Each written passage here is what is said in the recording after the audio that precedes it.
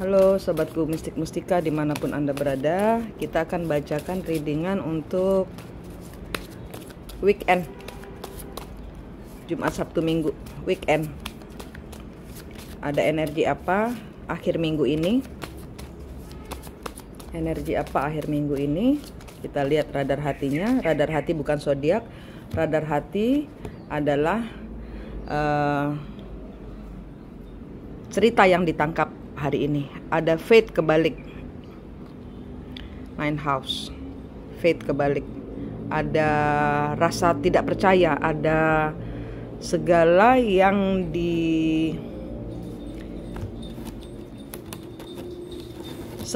dia kira benar ternyata tidak benar.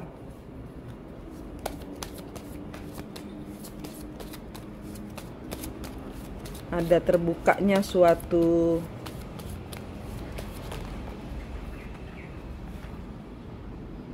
jenius kebalik. Iya, dia pikir dia pinter. Kemarin dia pikir, oh aku udah ngaturnya dengan baik, aku pasti berhasil,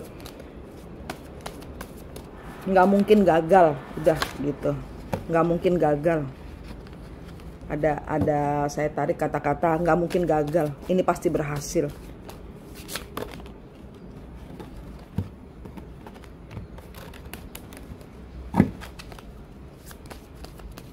Ternyata di sini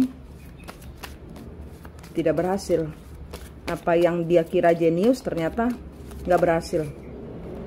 Owning, tentang kepemilikan. Mungkin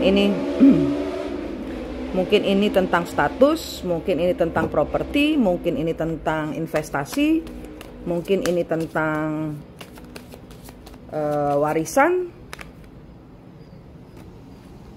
I feel kebalik. Di sini orang-orang yang tidak makai perasaan. Yang kemarin-kemarin itu tidak makai perasaan. Blessing kebalik.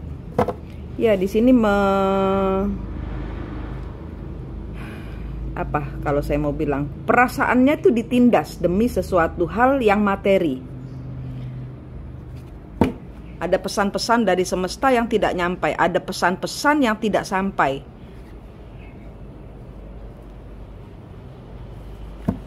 Ada orang yang berbohong. Ada orang yang ketahuan berbohong. Ada orang yang menyampaikan pesan palsu. Atau di sini ada orang yang menyampaikan pesan tapi tidak diteruskan. Tidak nyampai ke orangnya.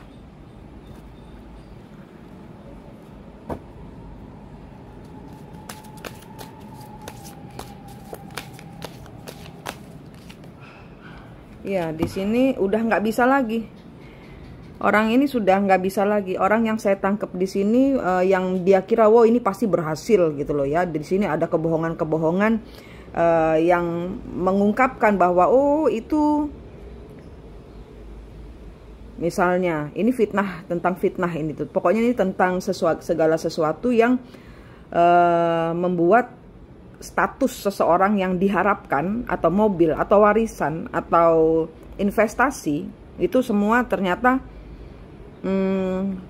tidak sesuai dengan yang direncanakan. Udah nggak bisa lagi di sini berpura-pura, udah nggak bisa lagi ngechat mawar menjadi mawar silver menjadi merah, seperti biar dikira ini adalah mawar merah. Biar sudah tidak bisa menutupi lagi semua yang palsu. Sudah ini terbuka lah, ibarat kata ini semua terbuka sekarang, ini udah nggak bisa ditutupin lagi.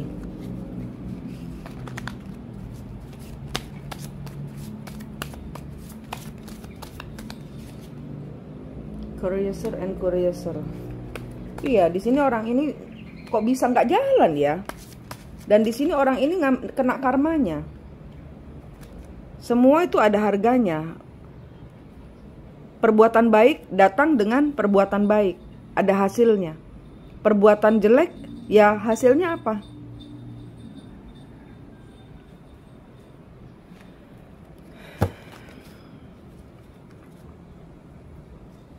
Ya, di sini memiliki mimpi orang lain. Jadi di sini nebeng mimpi orang lain. Ini bukan hidupnya dia yang dia perjuangkan. Ini bukan hidupnya dia, yang bukan miliknya sendiri. Jadi ini ada kesannya merampas. Ini ada kesannya merampas punya orang lain.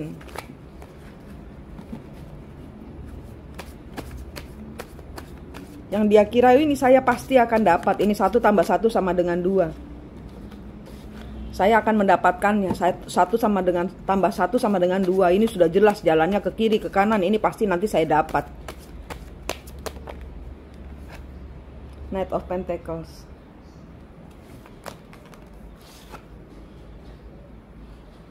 Death.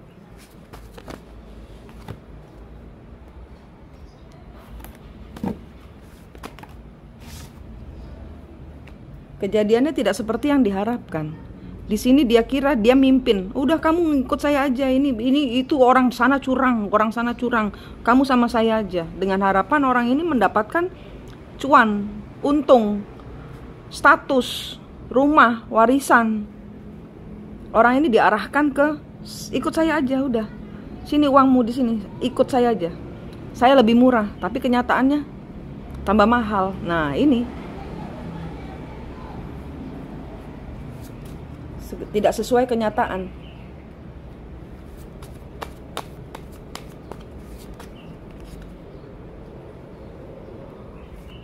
Orang itu membatalkan. Orang ini punya enggak ya kayaknya gitu loh. Mungkin di sini disuwuk. Disuwuk ki apa? Dijampi-jampi atau diomong-omongin dengan sesuatu yang afirmasi positif sehingga orang ini percaya. Tadinya percaya, tapi kemudian melihat pada kenyataan bahwa kok nggak beres ya, kok saya feel-nya nggak, kayak saya mengingkari hati saya sendiri dengan mendengarkan orang ini, terus mengikutin apa kata orang ini. Ini ada 2. Jadi ibarat kata yang satu berusaha menggeret, yang satu berusaha ngikutin, tapi kok nggak, feel-nya nggak dapet saya dengan orang ini. Ya ini berjuang bagaimana caranya saya, yang satu maunya tetap di sini, kamu klien saya, kamu sudah dari awal ngikutin saya, sekarang harus menyelesaikan klien saya sampai dapat profit. Yang satu memperjuangkan profit, yang satu mau ngelepas profit.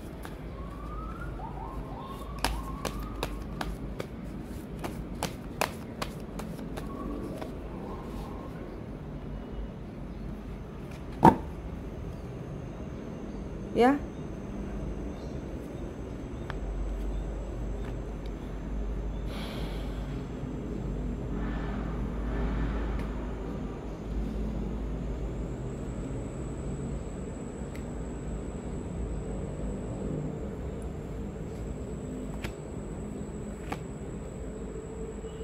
Orang ini ragu-ragu karena gini.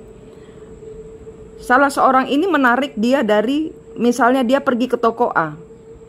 Ditiup-tiupin, wah kamu tuh di situ lebih mahal, gini. Toko A, ini ke toko B aja. Nah ini sudah terjadi sudah terjadi konsolidasi, sudah terjadi deal, sudah terjadi hitung-hitungan rugi laba.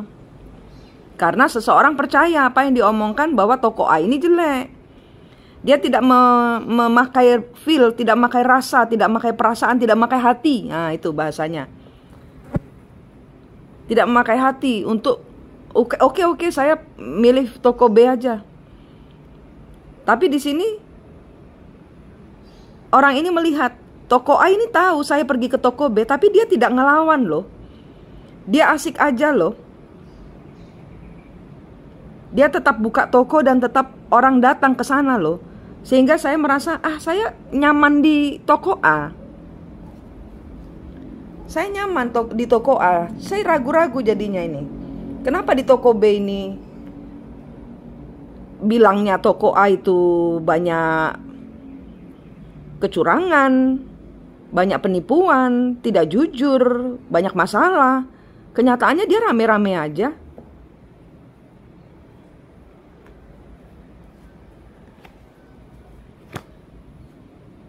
Ragu-ragu di sini orang ini ngikutin toko B apa toko A. Kok feel saya, intuisi saya bilang toko A ini nggak bermasalah, malah toko B yang bermasalah. Sehingga di sini terjadi pembatalan. Saya nggak jadi gimana? Nah ini marah, toko B ini marah, nggak bisa. Kamu sudah deal di sini. Nah ini orang ini yang mau ke toko A di ujuk-ujuk disuruh disorong-sorong ke toko B, ini akhirnya bilang, lo kan kamu yang bilang toko A itu jelek lah, kenyataannya nggak bisa, ini kamu harus menyelesaikan dengan sini, profitmu harus ke sini. Nah ini terjadi perdebatan karena seseorang ingin pergi ke toko A. Saya merasa nyaman di sana. Toko A anteng-anteng aja, dia tahu saya sama kamu. Saya tahu saya dengan toko B ini, si toko A anteng-anteng aja, tenang-tenang aja. Dan dia income-nya banyak karena banyak orang datang ke toko A.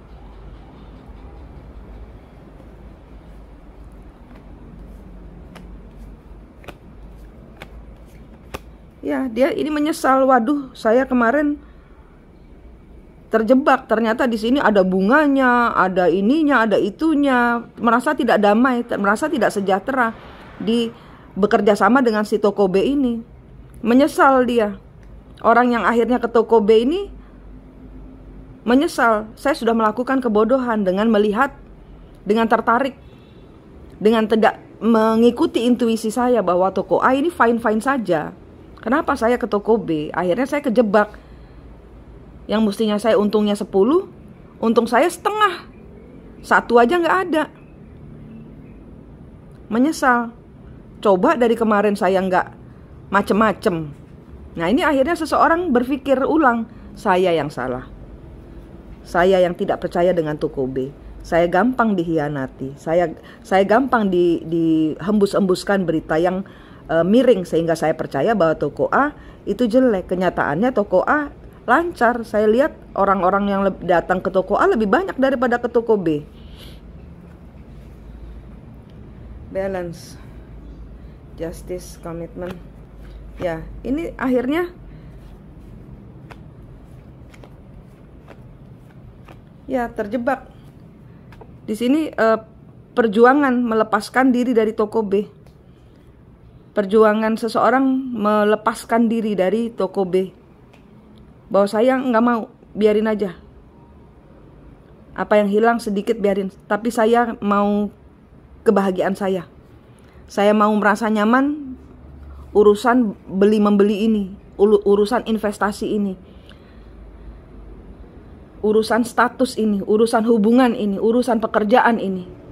Di sini ada orang-orang yang fitnahannya afirmasi positif yang ternyata negatif ini akhirnya dibongkar. Terbongkar sendiri dengan ulahnya dia yang akhirnya yang lebih ngotot, yang akhirnya lebih ngasih dia denda. Nah, busuknya kelihatan. Busuknya kelihatan.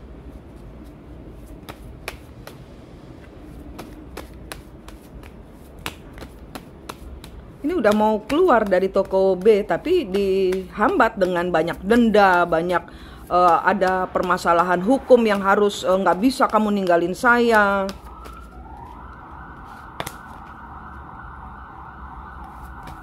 Ya, di sini akhirnya ada banyak komunikasi yang akhirnya membuat seseorang bangkrut. Ada perjanjian perjanjian lain yang seseorang yang berdealing dengan toko B ini tidak melihat bahwa kemarin saat melakukan perjanjian itu ada bagian syarat dan syarat dan ketentuan yang berlaku itu dia tidak baca. Ternyata di situ ada dendanya kalau membatalkan itu lebih dari profit gitu loh. Profitnya nggak ada, bangkrut dia karena membatalkan bekerja sama dengan toko B. Tapi dia melepaskan. Tapi dia melepaskan beban. Karena apa? Dia melepaskan kerjasama. Dia ingin kestabilan. Dia tahu jalan yang dia pilih salah. Dia melepaskan. Dia buru-buru dia. Udah tanpa minta maaf. Tidak ada komitmen. Yang penting apa yang tersisa, kestabilan saya, uang saya. Biarin di sini ada tersakiti saya. Tapi saya tahu jalan yang saya pilih kemudian akan saya perbaiki kepercayaan saya terhadap toko A, saya tidak akan hianati lagi. Di sini ada perubahan karena di sini dihajar habis-habisan sama toko B, sehingga aduh, saya tidak akan pindah lagi toko. Saya sudah mantep di toko A saja.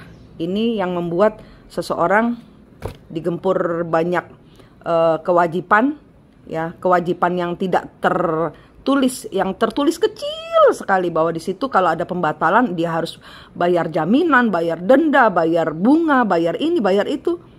Itu tidak kelihatan, ada perjanjian yang tidak kelihatan. Akhirnya dia membayar semua kewajiban-kewajibannya karena dia ingin tenang. Dia ingin tenang dan dia pergi buru-buru keluar. Dah, toko B, toko setan. Banyak sekali udah kayak masuk di debt collector aja. Udah kayak ngeri gitu loh. Sampai kemeringet gitu loh, sampai keringetan saya keluar dari toko B. Yang penting saya tenang. Hati tenang itu nggak bisa dicari gitu, nggak bisa dibeli. Harus kita yang mempertahankan. Akhirnya dia percaya dengan toko A. Saya tidak akan mau pindah lagi dari toko A. Saya akan berubah untuk mempercayai lebih dalam lagi toko A. Saya akan kembali, saya akan minta maaf kepada toko A. Toko A santai-santai saja. Tapi di sini seseorang dihajar habis-habisan oleh toko B. Karena apa? Karena gampang diperdaya dengan berita bohong. Orang ini akhirnya belajar mempercayai. Dari pengalaman ini kita tahu bahwa segala bentuk kepercayaan itu tumbuh pada saat dimunculkan pada saat kita ada masalah. Jadi kalau kita ada masalah jangan bilang syukur, jangan. Karena bagaimana kita berubah, bagaimana kita menyikapi hidup, itu adalah bagaimana dengan kita menghandle, menerima kenyataan bahwa klien kita lost. Kita harus tenang. Oke, ketenangan ini harganya mahal sekali. Kepercayaan ini mahal sekali. Dan dia tidak akan pindah-pindah lagi toko. Nah, ini yang terjadi kepada cerita toko A dan toko B. Apakah ini cerita Anda? Ini cerita di akhir minggu ada seseorang datang ke toko A untuk meminta maaf, untuk bekerja sama lagi. Ada orang yang datang kepada Anda untuk meminta maaf karena ketidakpercayaannya kepada Anda dan dia sudah dihajar habis. Masalahnya apakah orang ini sudah berubah? Apakah orang ini memang nanti ada toko B yang lain, ada toko C yang lain, dia akan berubah? Kita lihat.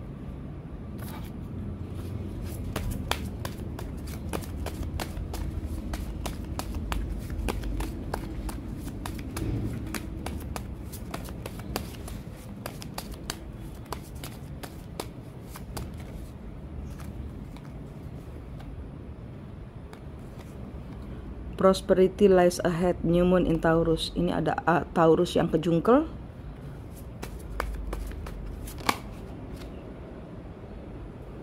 Ada